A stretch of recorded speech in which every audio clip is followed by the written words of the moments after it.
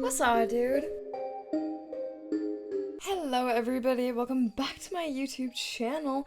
I hope that you all had a very nice weekend. I spent the weekend in Rapid City, South Dakota at a wedding for my cousin. That vlog will be up genuinely, I don't know when. It's pretty short, but some of you guys I know do like seeing my vlogs, so I've been trying to get back to that once again with now only posting like 3 days a week. That's been giving me so much extra free time to do other videos in like addition to my true crime videos. I haven't really decided if I'm going to post true crime videos on the weekend or not. I think I will if I want to, but posting 3 times a week has made my life very enjoyable because I have a day off in between, so I'm not constantly putting out new content. Even though I really do love doing YouTube and I definitely want this to be my full-time gig someday, it does get to be a lot posting 6 times a week. I used to do 7 times a week, but I do have to say that my goal is ultimately to make these 3 videos a week longer if I can. I'd like to shoot for like 15 minutes roughly if I could.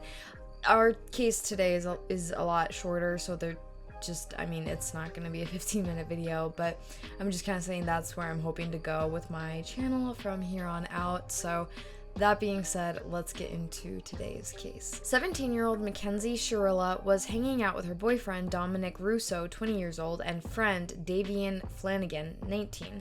The 3 of them lived in Strongsville, Ohio. The group had reportedly been smoking pot at a friend's house earlier in the day on July 31st, 2020. Now, it would have had to have been very early in the day because the accident happens at like 5:30 a.m. So they would have had to have been there pretty early, like before the sun. Allegedly, Mackenzie had some traces of THC in her system that was over the legal limit in Ohio. Supposedly, she had been wanting to end her relationship with Dominic because according to her, it was a pretty toxic one, so she wanted out. I don't know why she was hanging out with him if she, like, you know, supposedly wanted out with him, but who knows? If it was a toxic relationship, maybe she felt like she couldn't get out of the relationship. While the 3 were driving around in Mackenzie's 2018 Toyota Camry, she was the one driving, and I believe Dominic was next to her, and then Davian was in the back seat. Surveillance video shows them driving normally, and then all of a sudden, Mackenzie picks up speed and smashes straight into a brick building. It's bizarre. I've seen like photos of it, and I do think I found a clip somewhere, but now I can't find it. But we're like, yeah, she's driving like totally normal, and then just boom, all of a sudden, like in the middle of the street, she picks up speed and smashes into this wall. She was going around 100 miles per hour while everyone was just trapped in the car. Like, she was pretty close to the building, so they didn't have time to try to get out and jump if they, you know, if they wanted to. So super sad. Dominic and Davian were pronounced dead at the scene, so honestly, I'm really hoping that they passed away very quick and, like, you know, upon impact, because I think having them suffer would just make this entire thing so much worse, knowing that they were, you know, at the crash site just fighting for their lives. Mackenzie wasn't breathing as well, and she was found to be unconscious, of course, because she wasn't breathing, but she was resuscitated and brought back. The crash, like I said, happened around 5:30 a.m.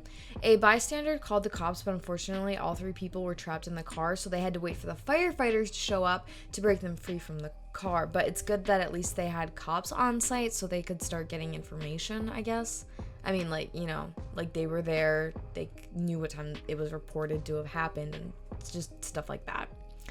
Mackenzie was facing 2 charges of aggravated murder, 4 charges of murder, 4 charges of felonious assault, 2 charges of aggravated vehicular homicide, 1 charge of trafficking. The document lists the drug as psilocybin or magic mushrooms. There's no way I can say that word, so it's magic mushrooms. 1 charge of drug possession, 1 charge of possession of criminal tools.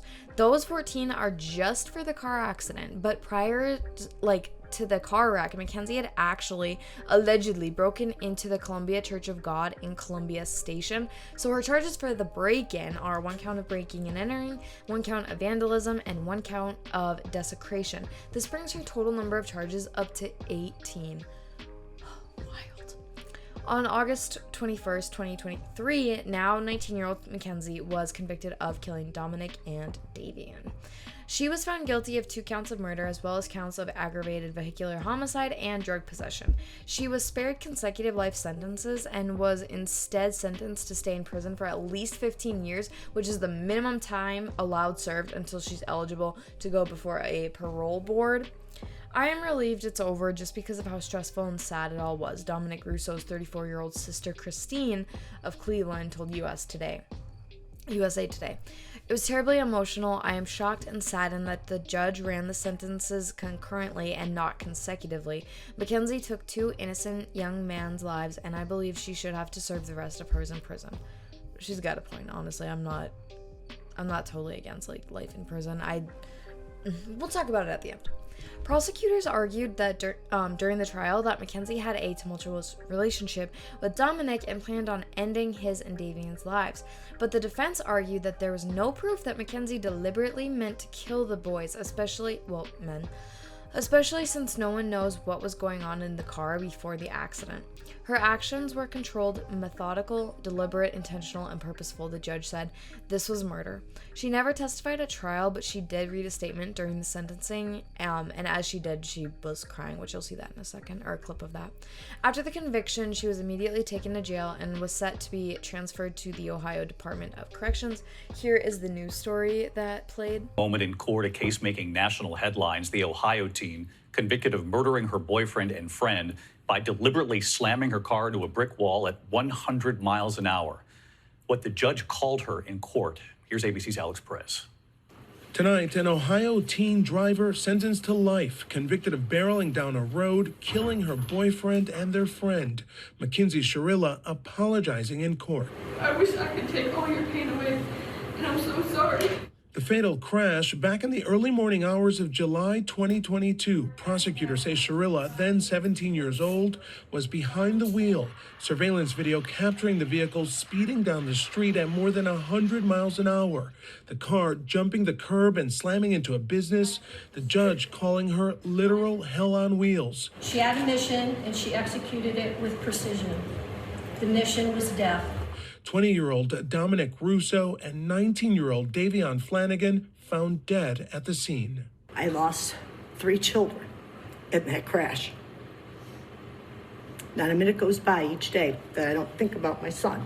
The judge convicting her of multiple counts of murder, felonious assault, aggravated vehicular homicide, and 1 count of drug possession. And David Shirilla was sentenced to life and must serve a minimum of 15 years behind bars before becoming eligible for parole. David? Alex Perez reporting tonight. Alex, thanks as always. Honestly, the video really does not bode well for her because it did look extremely deliberate. I mean, it was deliberate. I mean, she knew what she was doing. It was definitely premeditated, I think. It's just so sad that 2 boys had to die. I mean, even if they had a tumultuous relationship and whatnot, that doesn't make, I mean, allegedly to her, we don't know for sure, but it's like, girl, what were you doing? Personally, I do think that she should have gotten more time because she killed 2 young people, and now she just gets to, like, do minimum time. I don't know, but that is it for me today. Let me know what you guys think of this case in the comments down below. Don't forget to subscribe to my channel, and I will be back on Wednesday with another true crime video. I hope that you guys stay safe, go outside, touch some grass, and just have a great day. Bye, guys.